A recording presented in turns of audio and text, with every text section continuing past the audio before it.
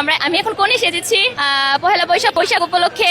বিয়ের যে সংস্কৃতি অনুসারে যে বিয়ে অনুষ্ঠান হইতো। ইস রে, শেট। কি ব্যাপার, কি হয়েছে? এই সুযোগে যদি একবার বর্ষা আসতে পারতাম, তাও একবার মনকে সান্ত্বনা দিতে পারতাম। আচ্ছা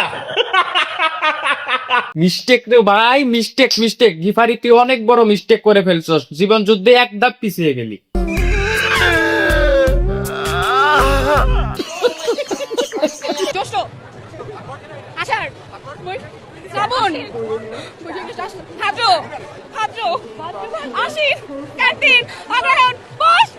বারো মাসের নাম বলে এত ঢং করতেছে, মনে হয় 12 লাঙ্গের নাম বলে ফেলছে।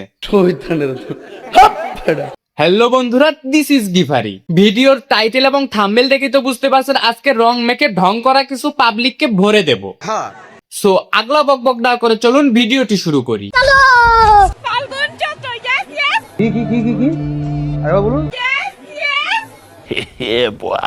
ছিল শুভ নববর্ষ, অলরেডি 2 বার ইয়েস বলেই ফেলছে, আর একবার বললে তো শুভ নববর্ষ একবারে শুভ চৈত্র হয়ে যেত।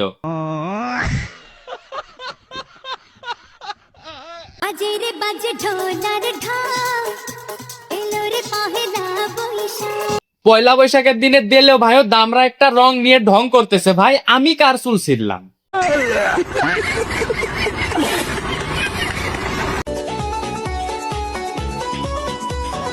আরে এ তখন কি বাল দেখলাম, আসল পয়লা বৈশাখ তো এখানেই। আমি তো আজকে পাঙ্গাস খেয়েছি। এই পয়লা বৈশাখে নাসিরউদ্দিন পাটোয়ারি ভাই পাঙ্গাস খেয়ে প্রমাণ করে দিলেন বাংলাদেশের জাতীয় মাছ আসলে পাঙ্গাস।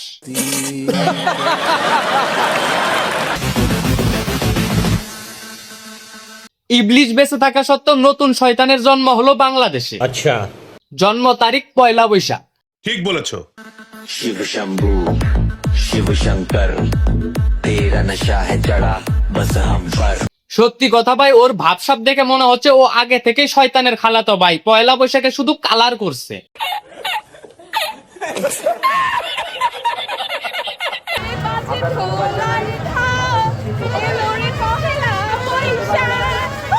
আরে এরা কারা, কোত্থেকে এলো এরা?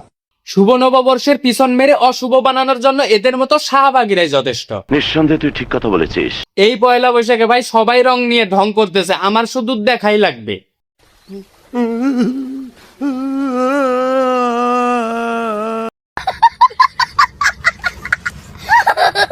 তো বন্ধুরা, আজকের ভিডিওটি এ পর্যন্ত। ভিডিওটি ভালো লাগলে অবশ্যই একটি সাবস্ক্রাইব করে যাবেন, আর এই ভিডিও সম্পর্কে আপনাদের মন্তব্যগুলো অবশ্যই কমেন্টে জানাবেন।